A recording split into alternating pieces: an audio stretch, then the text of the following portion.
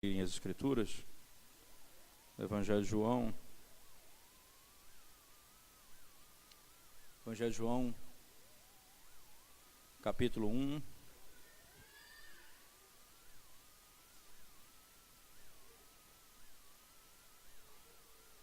João, capítulo 1. Nós vamos ler, irmãos, especificamente os primeiros versos do Evangelho de João. Diz assim a palavra do nosso Santo Deus. No princípio era o Verbo, e o Verbo estava com Deus, e o Verbo era Deus. Ele estava no princípio com Deus. Todas as coisas foram feitas por intermédio dele, e sem ele nada do que foi feito se fez. A vida estava nele, e a vida era a luz dos homens. A luz resplandece nas trevas, e as trevas não prevaleceram contra ela. Ainda no mesmo capítulo, por favor, verso 14 até o final, até o verso 18, diz assim: e o verbo, deixa só eu voltar um pouquinho, pegar o verso 12, nos ajuda melhor. Mas a todos quantos o receberam, deu-lhes o poder de serem feitos filhos de Deus, a saber, aos que creem no seu nome, os quais não nasceram do sangue, nem da vontade da carne, nem da vontade dos homens, ou do homem, mas de Deus. E o Verbo se fez carne, e habitou entre nós, cheio de graça e de verdade, e vimos a sua glória, glória como do unigênito do Pai. Ainda na sequência, João testemunha a respeito dele e exclama: este é o de quem eu disse, o que vem depois de mim tem contudo a primazia, porquanto já existia antes de mim. Porque todos nós temos recebido da sua plenitude graça sobre graça. Porque a lei foi dada por intermédio de Moisés, a graça e a verdade vieram por intermédio de Jesus Cristo. Ninguém jamais viu a Deus. O Deus unigênito que está no seio do Pai é quem o revelou. O Deus unigênito que está no seio do Pai é quem o revelou. Se você abrir sua Bíblia comigo ainda, por favor, no mesmo Evangelho de João, capítulo 20, por favor, mais para o fim do livro.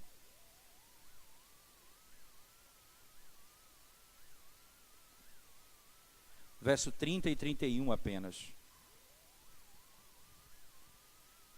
Na verdade, fez Jesus diante dos discípulos muitos outros sinais que não estão escritos neste livro. Estes, porém, foram registrados para que creiais que Jesus é o Cristo, o Filho de Deus, e para que, crendo, tenhais a vida em seu nome. E estes, porém, foram registrados para que creiais que Jesus é o Cristo, o Filho de Deus, e para que, crendo, tenhais vida em seu nome. Amém. Vamos orar mais uma vez ao Senhor. Senhor, quando abrimos a Tua palavra nessa noite, mais uma vez, desejosos de ouvir a Tua voz, Senhor, nós pedimos ao Senhor humildemente, apesar de nós mesmos, das nossas fraquezas e inabilidades, apesar, ó Deus, da nossa incapacidade natural, nós rogamos ao Senhor, pelo amor do Teu nome, que pelo Teu Espírito Santo, o Senhor venha iluminar a nossa mente essa noite, a fim de podermos contemplar, Senhor, as maravilhas do Teu Evangelho e o poder da Tua palavra. Em Jesus Cristo nós oramos. Amém. O Evangelho de João, irmãos, ele tem uma estrutura bem interessante acerca do conteúdo que nós estamos tratando nessas duas últimas falas, hoje pela manhã e agora à noite, que é sobre a suficiência das Escrituras quanto a necessidade que nós temos de nenhuma outra revelação além das Escrituras Sagradas. além das Escrituras Sagradas. O texto de João começa, veja, e ele usa exatamente a terminologia palavra. No princípio era o verbo, no princípio era a palavra, e o verbo era Deus. Você imagina que a linguagem bíblica descreve Jesus Cristo como sendo a palavra, o verbo. E depois você vai encontrar o verbo se fazendo carne, no verso 14, porque, no capítulo 1, porque categoricamente ele está falando que Jesus é Deus e torna-se homem. O verbo se faz carne e habita no nosso meio. O verbo se faz carne e habita no nosso meio. Essa realidade aponta para o caráter da revelação e a sua natureza. Preste bem atenção nisso, que é muito importante. Por exemplo, o evangelista João, vai descrever que Jesus Cristo é o único que tem autoridade de revelar o Pai. Perceba, no verso 18 do capítulo 1, se você voltar comigo mais uma vez para o texto, você vai se deparar com tal verdade.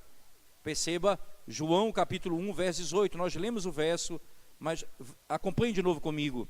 Ninguém jamais viu a Deus. O Deus unigênito que está no seio do Pai é quem o revelou. Perceba que a grande questão é o que significa crer em Jesus Cristo. Como é que você é salvo? Você crê em Cristo, é salvo, mas que Cristo você crê para ser salvo? Essa é uma pergunta aparentemente estranha, mas é verdadeira. Nem todo mundo que prega Cristo, prega o Cristo que nós cremos. Porque o Cristo que nós cremos, Ele é Deus e se fez homem. Na primeira carta de João, o mesmo autor vai dizer: aquele que nega que Jesus veio em carne, esse é o anticristo. Você percebe?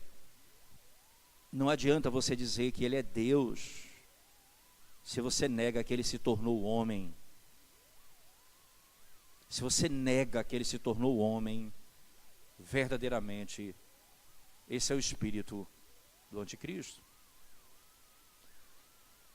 A fé, então, e aqui é interessante, se você não desmarcar o texto de João 1,18 e voltar comigo para o final do capítulo de João, lá no capítulo 20, você vai ver que a fé é o quê? O que é a fé?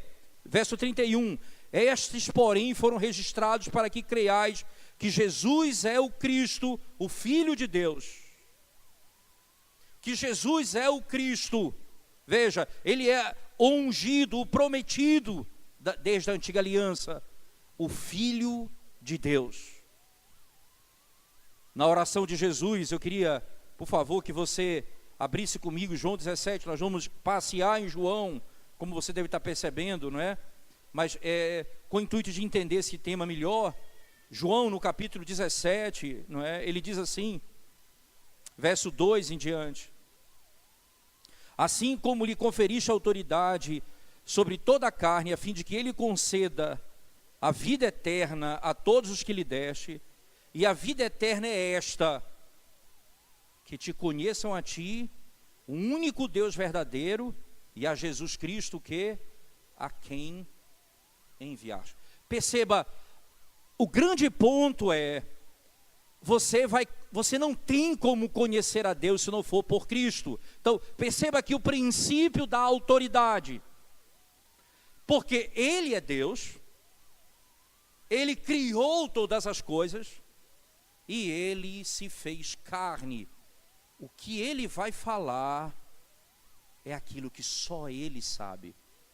Ninguém pode saber o que Cristo sabe.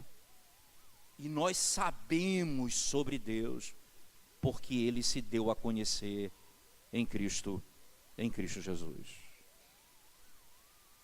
Esse conhecimento, então, não é? Ele é revelacional. No texto de João, no capítulo 1, verso 18, diz: é Ele quem o revelou, diz o texto. E é interessante, é Cristo quem o revelou. O verbo revelar literalmente em grego significa fazer exegese. O verbo é como se fosse, é ele quem faz a exegese do Pai. Você não poderia entender o Pai se não for por meio da exegese do Filho, isto é, se ele não revelar, você não tem como conhecer. Tudo que você conhece de Deus à parte de Cristo não é redentor. E ainda digo mais, como disse Michael Horton certa vez, comentando a narrativa de Êxodo, quando os trovões e os raios estavam presentes diante do Monte Sinai, e o povo diz a Moisés: não permita que Deus fale conosco, porque senão morreremos. Aí o povo diz: seja tu o mediador desse diálogo. E aí eu preciso dizer a você, onde Deus se revela sem mediador, onde Deus se revela sem Cristo, só há raios, trovões e juízo. E onde ele se revela em Cristo, há redenção e salvação, conhecimento salvífico. O que Jesus diz em João 17 na oração é o ponto fundamental. Ele diz assim: vocês precisam conhecer a verdade, a fé, e ele diz isso, a vida eterna, e a vida eterna é esta, que creiam em Deus e naquele que e creiam em mim como enviado de Deus. Você não tem outro caminho. Se Cristo não for o enviado de Deus, você pode conhecer a Deus como você quiser conhecer, não será a tua salvação, só será por meio dele. E o que é então que João passa a descrever com essa verdade? E entenda bem, o tema é: Jesus Cristo é a revelação de Deus. Jesus Cristo é a revelação de Deus. E onde eu posso ter a revelação de Cristo? Acompanhe comigo, por favor, a lógica do texto no Evangelho de João. Mais uma vez, volte comigo mais uma vez para João, ainda, agora no mesmo capítulo 1, por favor. E perceba as palavras de João Batista, como elas são tão claras, não é? As palavras de João Batista são tão claras, quando ele diz assim, veja bem, João testemunha a respeito dele e exclama, verso 15, este é o de quem eu disse, o que vem depois de mim tem contudo a primazia, porquanto já existia antes de mim. João está dizendo, esse que vem já existia antes de mim. Ele está declarando aquilo que João está declarando, ele é Deus e se fez carne. João, percebe então que o testemunho do profeta é bíblico. Não sou eu o ponto, é aquele que veio, esse tem a primazia, ele existe antes de mim. Não existe outra realidade. No capítulo 2, por favor, no mesmo texto de João, no capítulo 2, você vai encontrar Jesus Cristo fazendo um milagre, o primeiro milagre da narrativa de todo o evangelho, de todo o livro de João, no capítulo, em todo o livro de João, esse é o primeiro milagre que ele passa a fazer.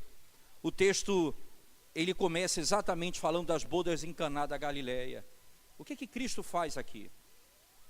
Preste bem atenção, eles estão numa festa, Jesus Cristo entra com seus discípulos e estão ali tomando vinho, de repente acaba o vinho.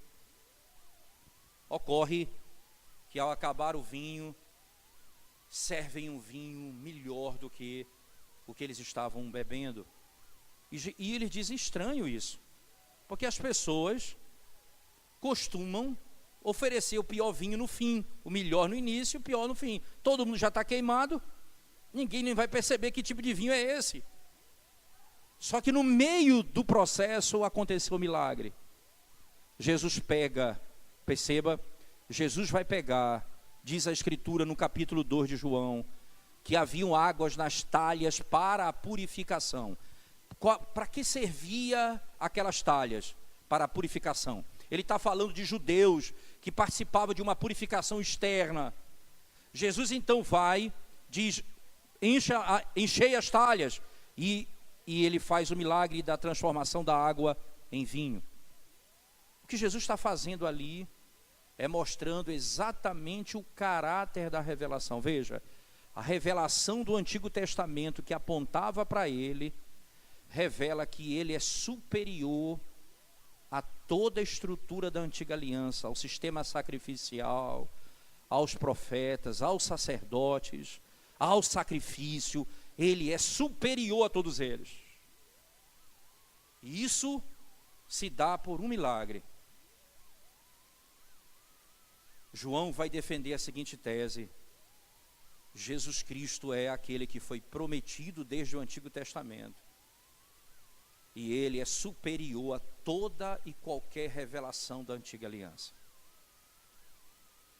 É o que Hebreus vai dizer, João vai dizer. E Cristo diz isso por meio de um milagre. O vinho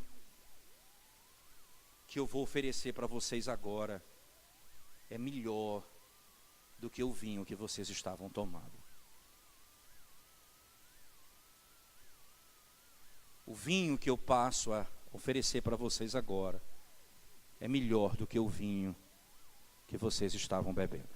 Perceba que João entra no detalhe, ele diz, haviam talhas, e essas talhas tinham água para a purificação. Perceba, ele faz menção a uma festa judaica, e Cristo transforma aquela água em vinho. E aí você vai entender na sequência, o que acontece no capítulo 2 na sequência? Acontece aquilo que nós não imaginávamos. Ele entra no santuário, purifica o santuário. Veja, a palavra purificação torna-se importante aqui na narrativa. Ele vai e purifica o santuário, tirando os vendedores de dentro do templo. E aí ele olha para o templo e diz, como que diz, vocês estão vendo essa água aqui? Eu vou dar para vocês o melhor vinho. Ele olha para o templo e diz, esse templo vai ser destruído, e ao terceiro dia, ele vai ser reerguido. Ele falava dele mesmo. Eu vou oferecer para vocês um vinho superior. A lógica de João, ela caminha. Veja aí o que acontece no final do capítulo 2. Acompanhe comigo, por favor. É muito importante isso. Veja que acontece alguns milagres que não são narrados no texto, tá certo? João não narra os milagres, ele narra que os milagres aconteceram, mas não diz quais foram. Acompanhe comigo, por favor, versículo 23. Estando ele em Jerusalém durante a festa da Páscoa, muitos vendo os sinais que ele fazia, creram no seu nome. Creram baseado em quê? Nos sinais que eles faziam. Ou melhor, que ele fazia.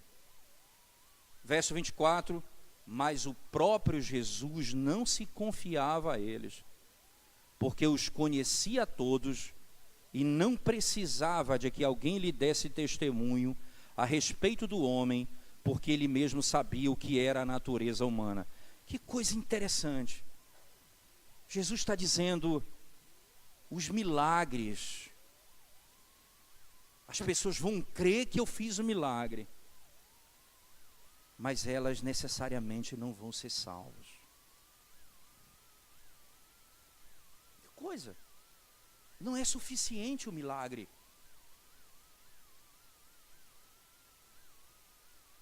E veja o que acontece no início do capítulo 3. Capítulo 3, verso 1, por favor.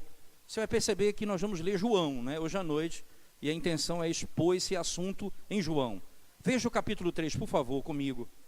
Chega um homem, havia entre os fariseus um homem chamado Nicodemos, um dos principais dos judeus. Este, e é interessante a linguagem, de noite. É a mesma expressão usada por João quando Judas Iscariote vai trair Jesus, e ele então, depois de dar o pão para ele comer, diz assim, o que tem de fazer, faze depressa. E o texto diz, ele se levanta de noite e vai. Perceba que Nicodemos e João Batista têm algo em comum. Porque João vai mostrar uma tensão entre trevas e luz.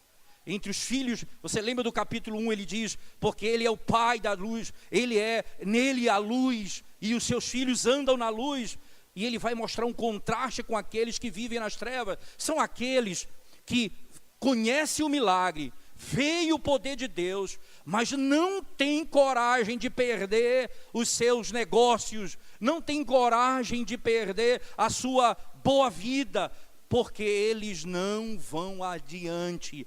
Eles só vêm a Cristo de noite, quando ninguém está vendo, quando as pessoas não sabem, quando ninguém nota que ele conhece a Cristo.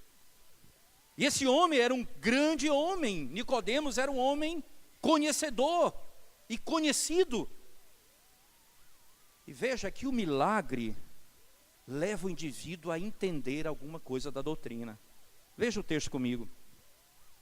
Verso 2. Este de noite foi ter com Jesus e lhe disse, Rabi, sabemos que és mestre, vindo da parte de Deus, porque ninguém pode fazer estas coisas, esses sinais que tu fazes, se Deus não estiver com ele. Veja que doutrina interessante. Ele entendeu doutrina. Veja, eu olhando bem, analisando as tuas obras, entendo que ninguém faz isso que o Senhor faz, se não for da parte de Deus. Jesus poderia dizer, rapaz, como você é bom de doutrina, eu fiquei impressionado, você entendeu, fez as conexões da Bíblia, não é? Jesus olha para ele e diz, se você não nascer de novo, você não vai poder entrar no reino de Deus. Ele era um daqueles que terminou o capítulo 2, viu muitos milagres, creu, mas Jesus não confiava neles.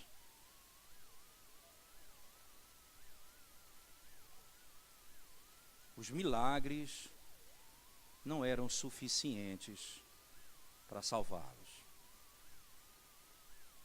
Acontece que Jesus Cristo então vai usar a narrativa lá do Antigo Testamento de Números, da história da serpente.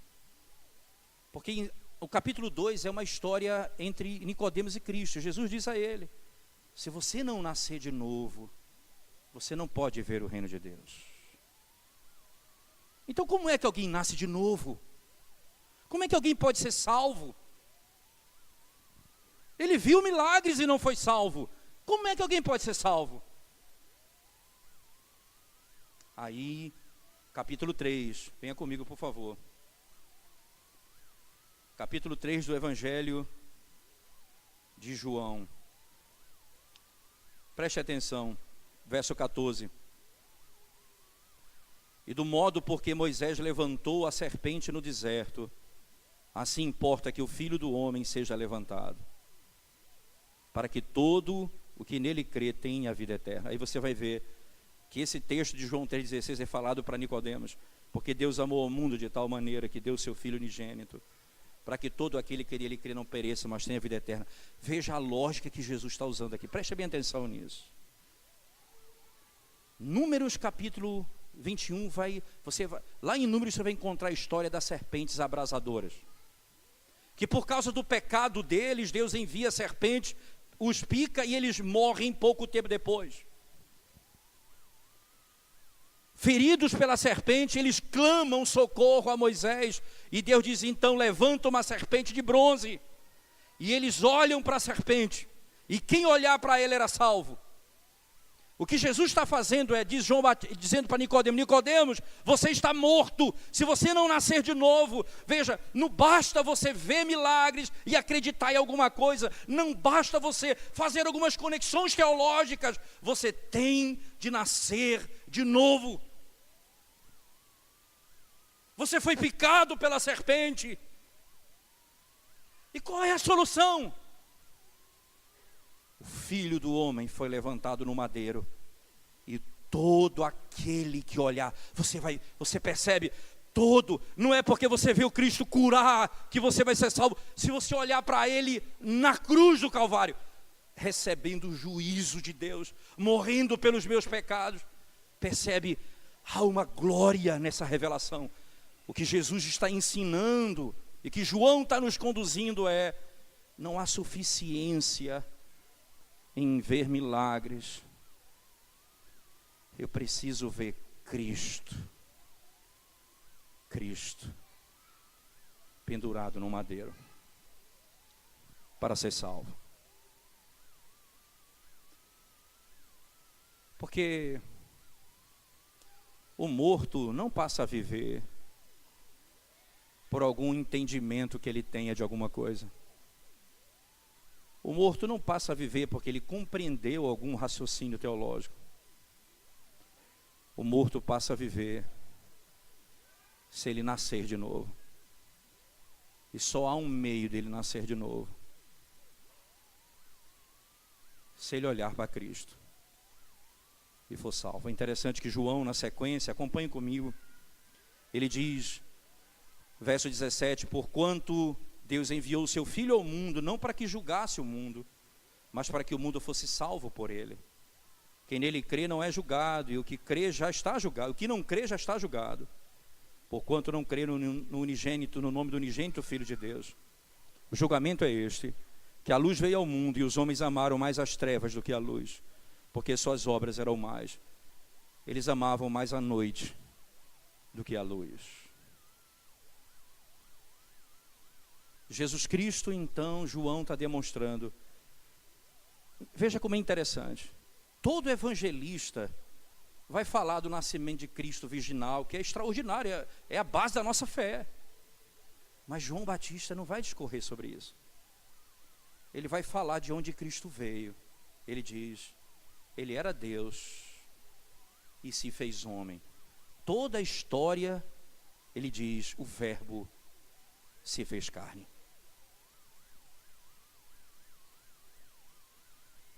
E esse foi prometido desde o Antigo Testamento. Ele é mais poderoso que a água que purifica o homem exterior. Ele é capaz de dar vida ao que está morto. Se não nascer de novo, você não pode ter a vida eterna. Aí vem o capítulo 4 de João. Prometo que não vou falar de cada capítulo, porque são muitos, mas eu vou falar de alguns que vão me ajudar, que vão precisar ser falados para entendermos o propósito da revelação bíblica no texto. Preste bem atenção. Vem o capítulo 4. O capítulo 4 tem uma história bem intrigante. A mulher samaritana. Jesus se encontra com a mulher samaritana e ele pede água para essa mulher. Interessante, porque mostrando a sua humanidade, porque é homem, ele tem a nossa natureza humana, ele tem sede e ele pede água para beber. Acontece que a mulher fica impressionada com aquilo e diz: como o senhor, sendo judeu, vem falar comigo que sou mulher samaritana? Jesus diz assim: se você soubesse quem está te pedindo água, você pediria água para mim. Lembra do princípio de João 2? Continua aqui. Você bebe água do poço de Jacó. Eu tenho uma água superior para você. Eu tenho um vinho novo, melhor do que o vinho do início da festa. Você bebe dessa água de Jacó, eu tenho uma água para você. Se você beber da água que eu te der, nunca mais você terá sede. Interessante que, assim como Nicodemos não entendeu a fala de Cristo, porque o homem natural não compreende as coisas do Espírito, Nicodemos, quando ouviu Cristo dizer que precisava nascer de novo, e disse: eu tenho que voltar para o ventre da minha mãe. A mulher samaritana disse: eu quero dessa água, porque eu nunca mais quero voltar aqui. Eu muito cansada, muito trabalho diário, eu não quero mais voltar aqui. Ela entendeu que cessariam as suas lutas na terra.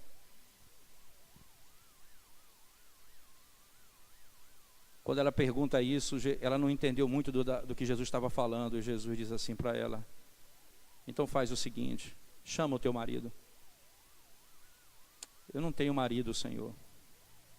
Jesus disse, é verdade. Você já teve vários maridos e esse que você vive não é seu marido. Ela disse, eu vejo que tu és profeta, Senhor. Aí ela pergunta sobre culto. Senhor, onde é que se deve adorar? É no monte dos samaritanos ou no monte dos judeus? Jesus diz, ora, vocês adoram o que vocês não conhecem.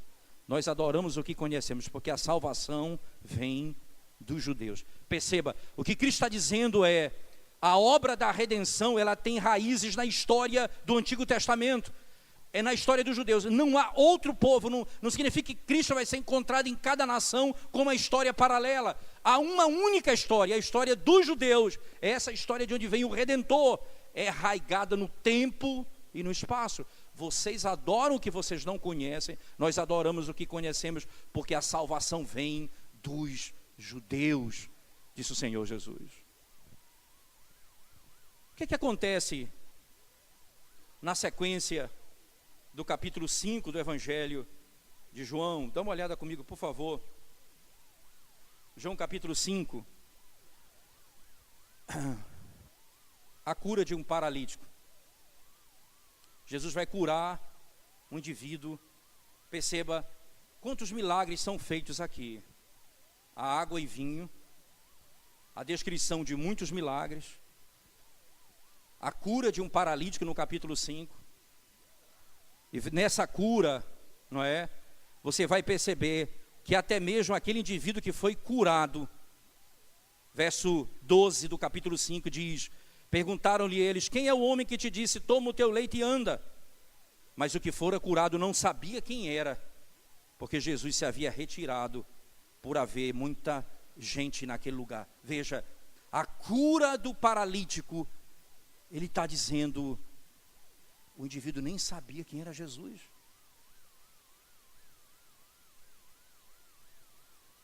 Essa história dos pentecostais dizerem assim, você não é curado porque você não tem fé. Esse indivíduo foi curado e nem conhecia Jesus. Imagina a fé. Você imagina a fé.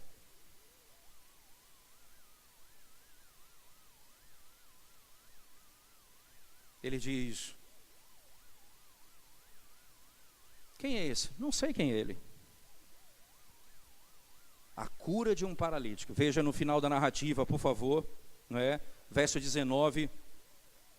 Então lhes falou dizendo, em verdade vos digo, que o filho nada pode fazer de si mesmo, senão somente aquilo que vi fazer o Pai. Veja, a lógica do envio da autoridade. Porque tudo que este fizer, o filho também semelhantemente o faz. Porque o Pai ama o filho e lhe mostra tudo o que faz. E maiores obras do que estas lhe mostrará, para que vos maravilheis. Pois assim como o Pai ressuscita e vivifica os mortos, assim também o Filho vivifica aqueles a quem quer. E o Pai a ninguém julga, mas ao Filho confiou todo o julgamento, a fim de que todos honrem o Filho, do modo porque honram o Pai. Quem não honra o Filho, não honra o Pai, que o enviou.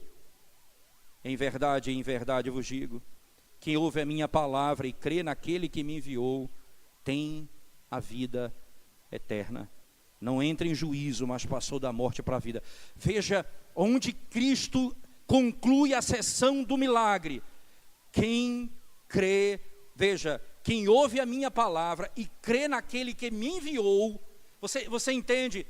Eu fui enviado pelo Pai, eu procedo do Pai. Quem ouve a minha palavra e crê naquele que me enviou, tem a vida eterna. Não entra em juízo, mas passou da vida, da morte para a vida. A hora já chegou, diz o Senhor, em que os mortos ouvirão a voz do Filho de Deus, e os que a ouvirem viverão. Eles vão ouvir a voz do Filho de Deus. Começa uma ênfase. Eles não são salvos por aquilo que eles veem, mas por aquilo que eles escutam. Os milagres não são suficientes para redimi-los. A narrativa, diz a Escritura Sagrada, você pode exatamente ir comigo de novo para o mesmo João, no capítulo 6. Jesus faz a multiplicação de pães e de peixes no capítulo 6 do Evangelho de João.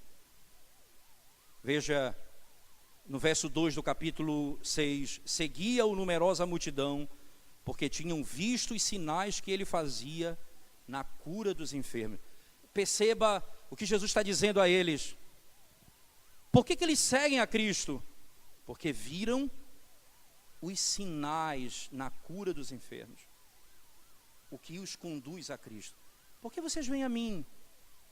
Pelo que eu faço para vocês. Porque vocês têm casa, porque vocês têm saúde, vocês querem um bem-estar. É isso que vocês vêm a mim? Preste atenção nessa narrativa, irmãos. Então, subiu Jesus ao monte e assentou-se ali com seus discípulos. A Páscoa da festa dos judeus estava próxima.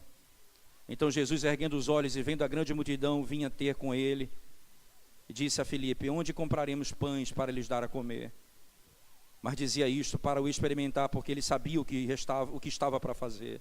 Respondeu-lhe Filipe: não lhes bastariam 200 denários de pão para receber cada um o seu pedaço? Um de seus discípulos, chamado André, irmão de Simão Pedro, informou a Jesus: eis aí um rapaz que tem 5 pães de cevada e 2 peixinhos, mas isto que é para tanta gente? Disse Jesus: fazei o povo assentar-se, pois havia naquele lugar muita relva. Assentaram-se, pois, os homens em número de 5 mil. Então Jesus tomou os pães e, tendo dado graças, distribuiu-os entre eles, e também igualmente os peixes, quanto queriam. Só um detalhe interessante: Jesus pega 5 pães. O texto descreve essa exatamente: tomou os pães, 2 peixes e 5 pães, pegou-os, e veja o que ele diz: é pouco para muita gente. O que é que Cristo faz? Foi o que Israel fez no deserto, quando tinha pouca comida para muita gente. Murmurou. O que é que Cristo faz? Dá graças a Deus. Graças te dou, Senhor, pelo pão e pelos peixes que temos. Veja a imagem do verso: dando graças.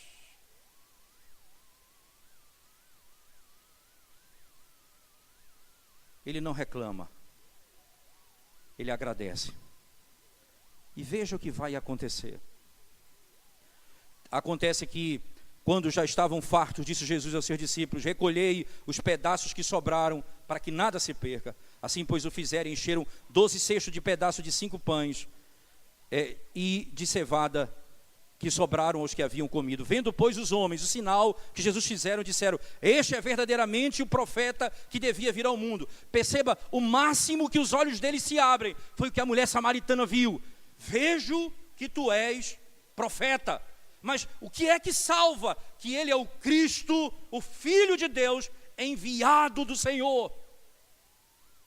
Mas eles apenas chegam a uma conclusão: vejo que tu és profeta e que devia vir ao mundo. Sabendo, pois, Jesus que estavam para vir com o intuito, veja, de arrebatá-lo para o proclamarem rei, retirou-se novamente sozinho para o monte. O que eles queriam na realidade era dizer: esse homem é poderoso, ele dá para ser o rei, e nós vamos sair dessa situação com os romanos agora. Nós queremos a solução política, é a fácil. Quem é Jesus? Eles viram os pães sendo transformados em milhares, e o máximo que eles puderam ver foi: tu és profeta. Esse conhecimento não salva. Você vai lembrar no capítulo 4 de João, não precisa voltar, quando a mulher samaritana vai até os seus e diz: encontrei o Salvador do mundo. Agora ela estava entendendo quem era Cristo. Perceba na lógica do texto de João, por favor. Acontece que ao descambar o dia, verso 16, os seus discípulos desceram para o mar, tomando um barco, passaram por outro lado, rumo a Cafarnaum. Já se fazia escuro e Jesus ainda não viera ter com eles. E o mar começava a empolar-se, agitado por vento rijo que soprava. Tendo navegado uns 25 a 30 estádios, eis que viram Jesus andando por sobre o mar, aproximando-se do barco. Ficaram possuídos de temor, mas Jesus lhe disse: sou eu, não temais. Então eles de bom grado o receberam, e logo o barco chegou ao seu destino. Acontece agora o inusitado. No dia seguinte, a multidão que ficara do outro lado do mar notou que ali não havia senão um pequeno barco, e Jesus não embarcara nele com seus discípulos. Ele partiu.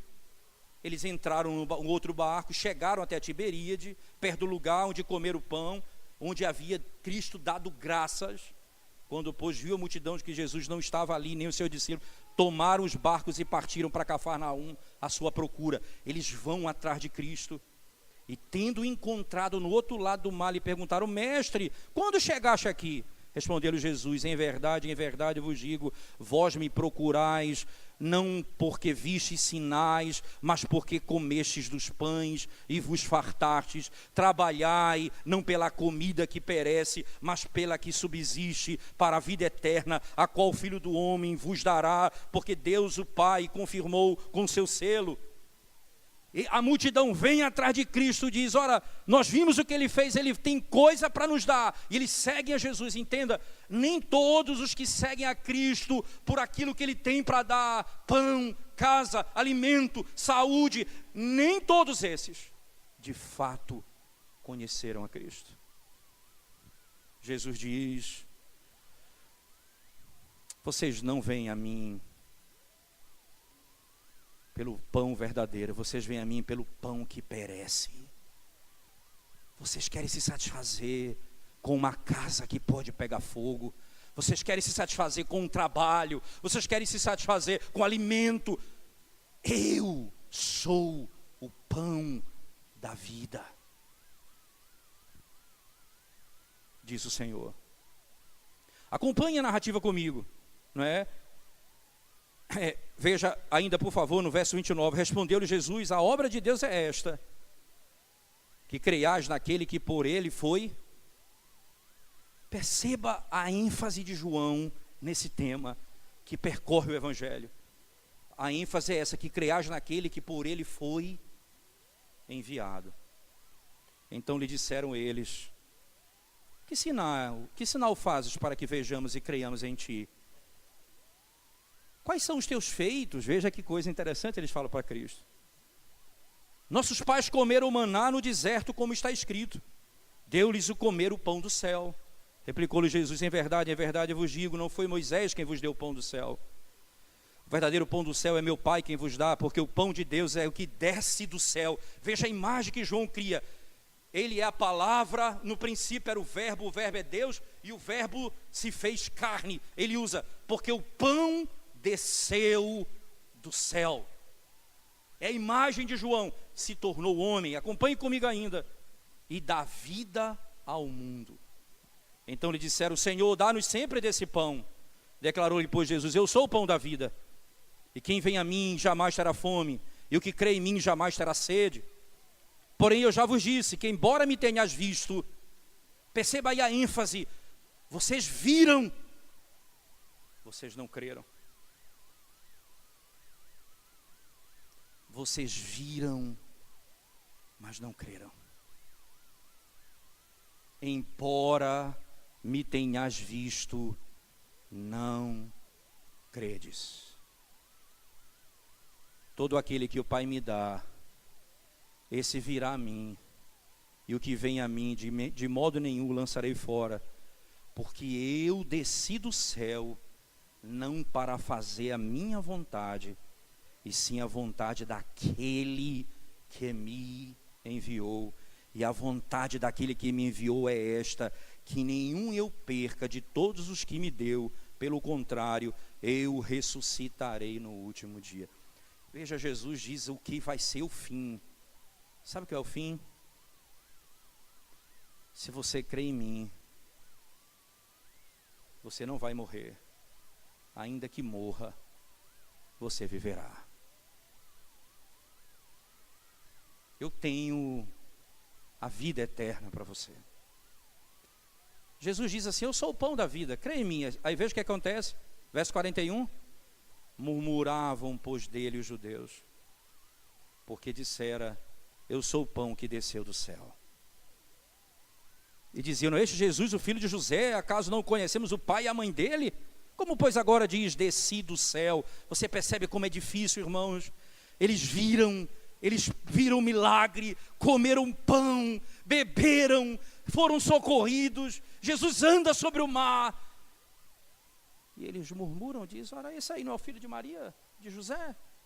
Como é que ele diz que desceu do céu? Como diz isso? Jesus diz: não murmurei entre vós.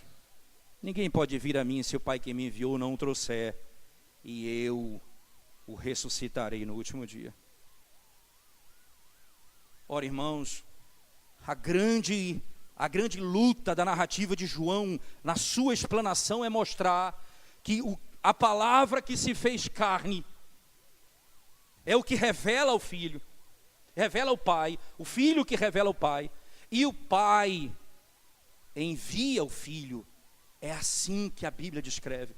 Vocês creem em mim e no Deus que me enviou, no Pai que me enviou. Não há outra maneira.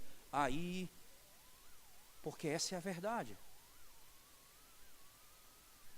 Esse é o pão que ele deu. Acontece que eles vão embora, eles não suportam, não é, a mensagem de Jesus, não é? Essa é ainda no texto do capítulo 6, no versículo, no finalzinho do texto, ele diz assim, verso 56: quem comer a minha carne e beber o meu sangue permanece em mim e eu nele. Assim como o Pai que vive me enviou, igualmente eu vivo pelo Pai. Também quem de mim se alimenta, por mim viverá.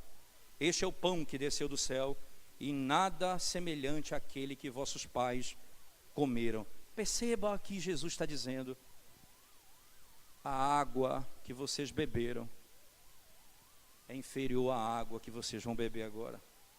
O pão que vocês comeram no deserto é inferior ao pão que vocês vão comer agora. Ele mostra que a linguagem da antiga aliança se cumpre plenamente nele, aquele que veio do céu. Quando ele ensinava essas coisas, irmãos, verso 60,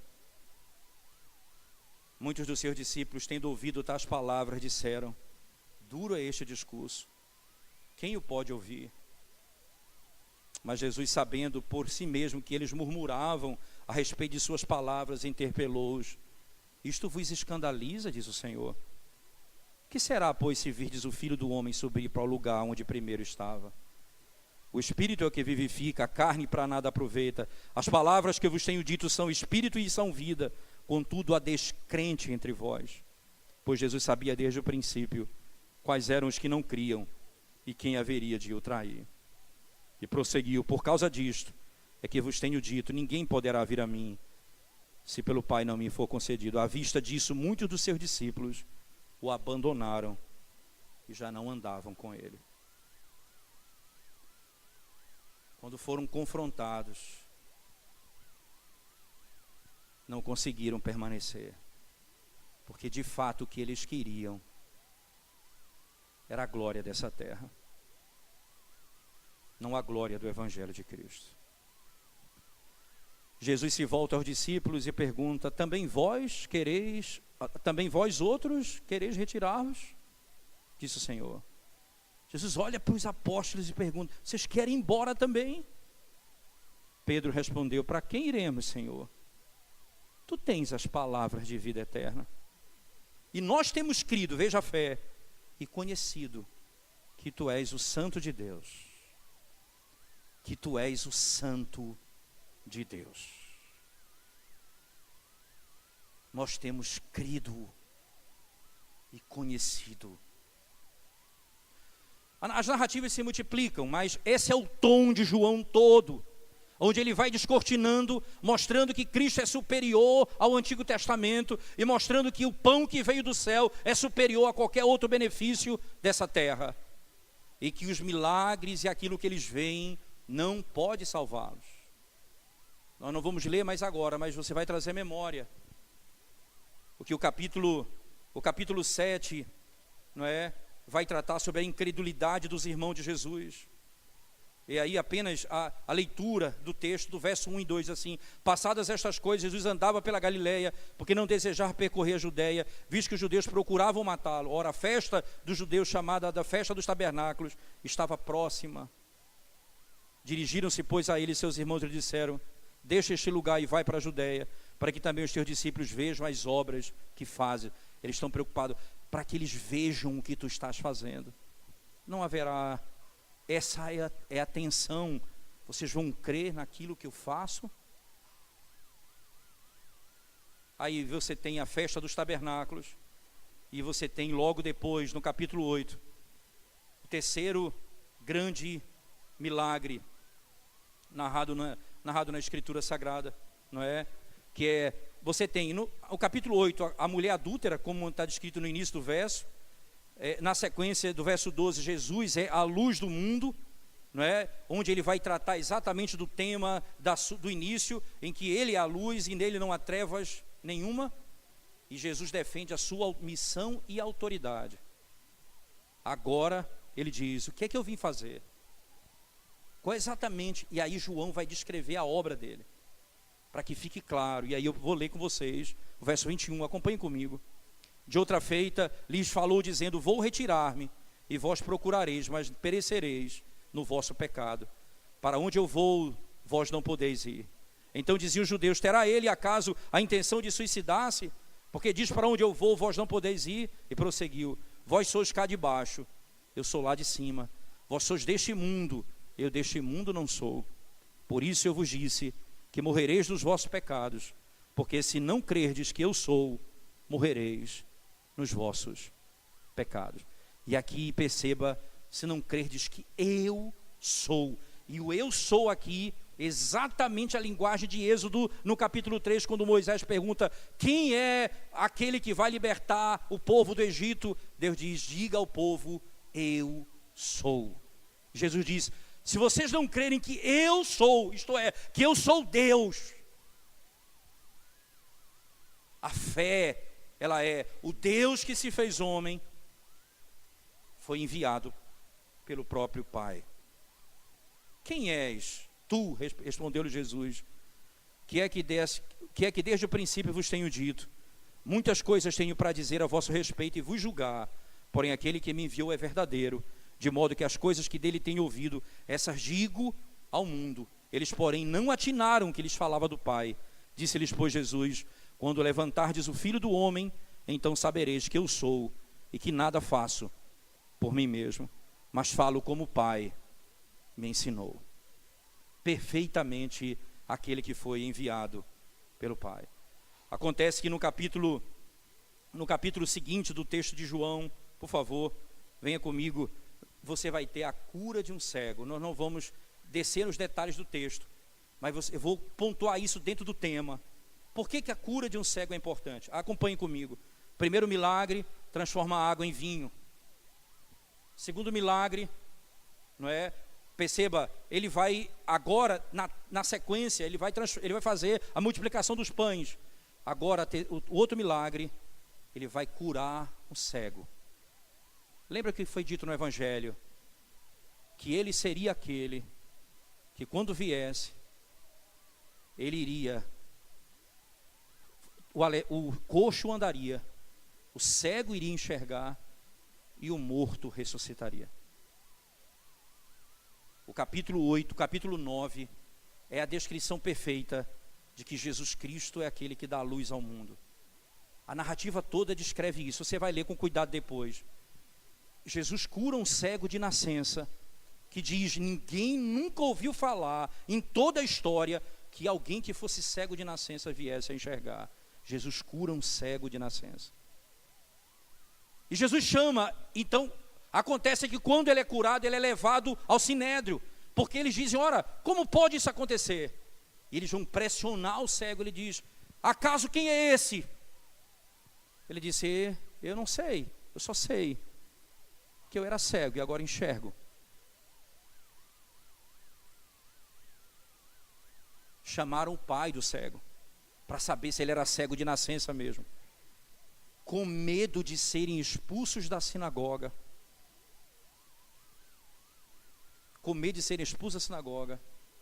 os pais não dizem o que sabem, fala com ele, ele é maior de idade, ele responderá.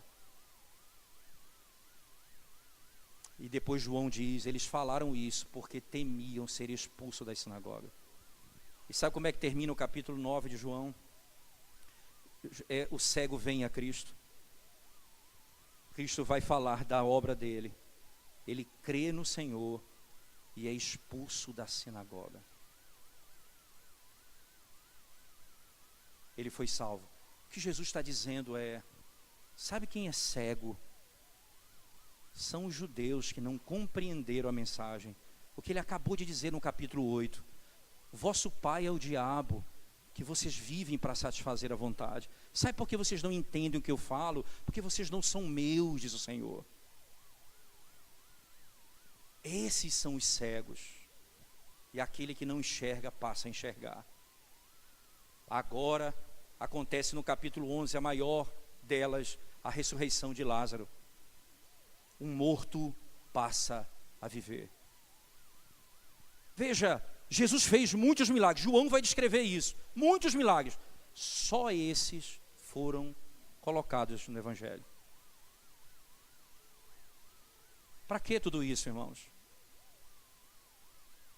Você lembra da história de Lázaro? Lázaro ressuscitou depois de 4 dias de morto. Cristo chama e ele vem. Narrativa linda do capítulo 11 de João. Existe outro Lázaro, que a Bíblia fala, que era pobre, e havia um homem muito rico, e que ambos morreram. E Lázaro foi para o céu, e o rico foi para o inferno. E lá no inferno, ele pedia para que pudesse voltar e avisar os seus de que aquele lugar era terrível. E aí o evangelista, então a parábola diz assim, ora, lá eles têm Moisés e os profetas, ainda que um morto volte, eles não vão crer. Sabe o que vai acontecer? No capítulo 12 de João, eles querem matar Lázaro. Veja, o Lázaro que foi ressuscitado, no capítulo 12, eles maquinam a morte de Lázaro. Veja, nem que o morto ressuscite. E veja, Lázaro volta e é o testemunho vivo do poder de Cristo. Eles querem matá-lo. O que João está descrevendo, irmãos? A cura, os sinais não são suficientes, porque isso tudo aponta para uma única realidade. E é o final do Evangelho de João. No capítulo 20 que nós lemos no final. Eu queria que você voltasse comigo para esse texto, por favor, e lesse um pouco mais comigo dele. João capítulo 20, por favor, venha comigo para esse capítulo e veja como essa narrativa toda descreve a glória de toda essa mensagem. Verso 24. Ora, Tomé, um dos 12, chamado Dídimo, não estava com eles quando veio Jesus. Disseram-lhe então os outros discípulos, vimos o Senhor. Veja aí o uso dos verbos. Vimos o Senhor. Mas ele respondeu, se eu não vir nas suas mãos o sinal dos cravos, e ali não puser o dedo, e não puser a mão no seu lado, de modo algum acreditarei. João está focando no ponto central do que foi visto, do que foi ouvido, e não creram no Senhor. Verso 26, passados 8 dias, estavam outra vez ali reunidos, os seus discípulos e Tomé com eles. Estando as portas trancadas, veio Jesus, pôs-se no meio e disse-lhes: paz seja convosco. E logo disse a Tomé: põe aqui o dedo e vê as minhas mãos. Chega também a mão e põe-ma no meu lado. Não sejas incrédulo, mas crente. Respondeu-lhe Tomé: Senhor meu e Deus meu. Disse-lhe Jesus: porque me viste, creste? Mais bem-aventurados os que não viram e creram. Você percebe a ênfase que João vem trazendo desde lá? Os que não viram. Como é então que nós não vimos? Percebe a nossa realidade, irmãos. Nós não vimos Lázaro ressuscitar. Nós não vimos o cego enxergar. Nós não vimos o coxo andar. Nós não vimos a multiplicação dos pães, mas o texto diz, está registrado nas Escrituras. Veja que essa é a lógica divina, porque há uma necessidade inequívoca de registro da verdade. É essa verdade registrada suficiente para salvar o pecador. E aí vem a sequência do verso 30, a lógica de todo João. Na verdade, fez Jesus diante dos discípulos muitos outros sinais que não estão escritos neste livro. Veja, não precisa registrar tudo. Tem muitos sinais que não foram registrados. Estes, porém, foram registrados. Qual é a ênfase aqui? Que aquilo que aconteceu foi registrado, escrito, para que creiais que Jesus é o Cristo, o Filho de Deus, e para que crendo tenhas vida em seu nome. Não é vendo, crendo naquilo que nós nunca vimos.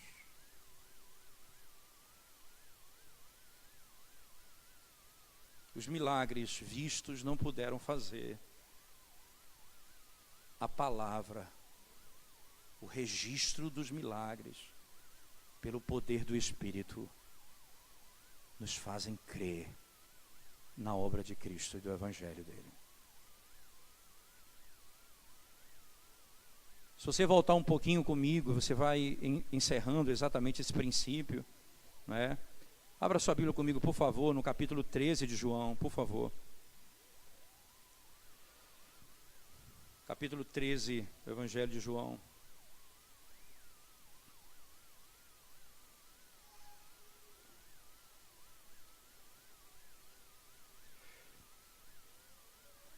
Interessante aqui, na sequência do texto, no verso 19 do capítulo 13, veja comigo, 19 e 20.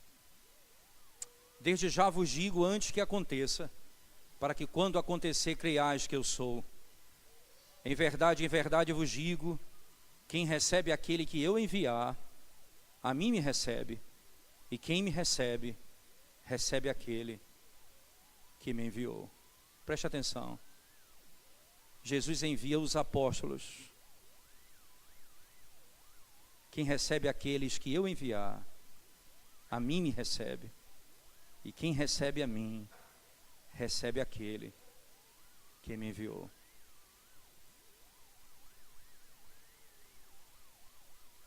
Como é que eu sei que algo é verdade? Encerro com vocês na leitura desse texto. Não no Evangelho, mas na carta, da primeira carta de João, o mesmo autor. Perceba a lógica que ele vai estabelecer desse princípio no capítulo 4, verso 1 em diante. Acompanhe comigo, por favor. Amados, não deis crédito a qualquer espírito, antes provai os espíritos se procedem de Deus, porque muitos falsos profetas têm saído pelo mundo afora. Nisto reconheceis o Espírito de Deus. Todo espírito que confessa que Jesus Cristo veio em carne é de Deus. Veja, O Espírito, lá no Evangelho de João, no capítulo 16, vai dizer: e o Espírito virá, porque eu vou, e ele falará do que ouviu de mim. Veja a lógica. Eu revelo o Pai, porque eu vim do Pai, e o Espírito procede do Filho e do Pai. O Espírito revela tudo aquilo que ouviu de mim. Agora ele diz: eu vos envio. Ele diz aos discípulos: eu vos envio. Você percebe o princípio? Deus enviou o Filho se tornou carne, o Espírito é enviado pelo Pai e pelo Filho. E Jesus envia os apóstolos. E agora ele diz: essa é a doutrina que salva o pecador. Agora veja onde estão os apóstolos aqui no texto. Onde estão os apóstolos no texto? No versículo 4. Filhinhos, vós sois de Deus e tendes vencido os falsos profetas, porque maior é aquele que está em vós do que aquele que está no mundo. Eles procedem do mundo, por essa razão falam da parte do mundo, e o mundo os ouve. Nós somos de Deus. João, o apóstolo, está dizendo: nós somos de Deus. Aquele que conhece a Deus nos ouve. Aquele que não é da parte de Deus não nos ouve. Nisto reconhecemos o espírito da verdade e o espírito do erro. Os apóstolos são os intérpretes que vão falar aquilo que ainda não é plenamente conhecido na época dos discípulos. Eles vão trazer plena revelação da obra de Cristo. Eles falarão a verdade que ainda eles não poderiam ouvir. Os apóstolos, os enviados de Deus.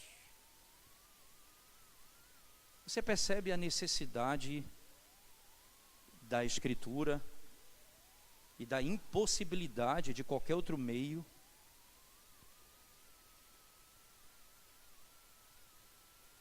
Tudo isso para culminar no texto escrito, na palavra escrita de Deus.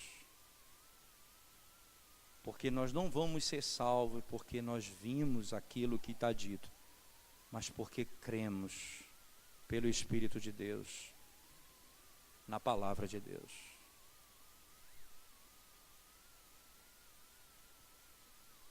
A igreja, ela, por não compreender essa verdade, ela anda à busca, ou em busca, ou atrás, ou ela persegue na sua caminhada, muitas vezes, meios e modos de revelação, para que Deus fale com a igreja hoje. E você percebe que tudo isso foi construído para que tivéssemos a palavra dele nas nossas mãos, as Escrituras Sagradas. Essa é a palavra que redime o homem e salva o pecador. Não há outra maneira de salvação. Não é porque nós tocamos, ouvimos. E alguns vão dizer: sabe por que não há tanta conversão nos nossos dias? Porque não existem tantos milagres. Não é verdade. É porque a palavra de Deus não tem sido pregada com fidelidade. É porque o Evangelho de Cristo não tem sido pregado com fidelidade. E esse é o resumo de tudo. Você creu porque viu, mas bem-aventurados são aqueles que não viram e creram. Nós nunca vimos o Senhor Jesus Cristo. E nós esperamos vê-lo face a face. Por quê? Porque está escrito. Nós nunca vimos o novo céu e a nova terra, mas nós ansiamos o dia que habitaremos com o Senhor nesse mundo restaurado. Por quê? porque está escrito. Nós não imaginamos como é um mundo sem as nossas lutas pessoais contra o pecado, inclinações, fraquezas, temores, medos. Mas nós aguardamos o dia em que não haverá nenhuma inclinação para o pecado. Porque está escrito. Essa é a promessa de Deus.